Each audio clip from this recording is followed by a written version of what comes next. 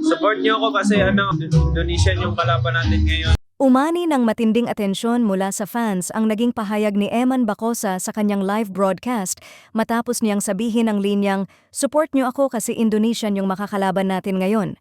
Sa simpleng salitang iyon, agad na nabuhay ang excitement ng mga taga-suporta, lalo na ang mga matagal nang naghihintay na makita siyang muli sa boxing ring.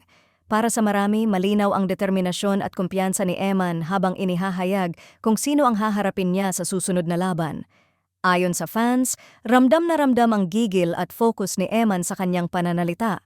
Hindi man niya ibinunyag ang buong detalye ng laban, sapat na ang pagbanggit na isang Indonesian boxer ang kanyang makakalaban para agad mag-ingay ang social media. Maraming netizens ang nagpahayag ng buong suporta, sinasabing handa silang sumuporta hindi lang bilang fans, kundi bilang mga Pilipinong ipinagmamalaki ang isang atletang lumalaban sa international stage. Mas lalong uminit ang usapan dahil matagal-tagal ding hindi nasilayan si Eman sa ring, kaya't ang balitang ito ay tila comeback na inaabangan ng lahat. May mga nagsabing mas matured at mas handa raw ngayon si Eman kumpara sa mga nakaraang laban niya. Ayon sa ilan, makikita raw sa kanyang disiplina at consistency sa training na seryoso siya sa laban na ito at hindi basta exhibition lang ang inaasahan. Sa comment section ng kanyang live, bumuhos ang mga mensaheng puno ng suporta at motivation. "Kayang-kaya mo yan, ipaglaban mo ang bandera at abangers kami sa laban mo."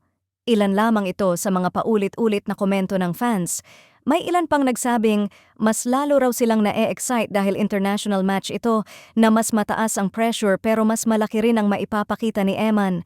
Gayunpaman, may mga netizens din na nagpahayag ng kaunting kaba lalo na't kilala ang ilang Indonesian boxers sa pagiging aggressive at technical sa ring.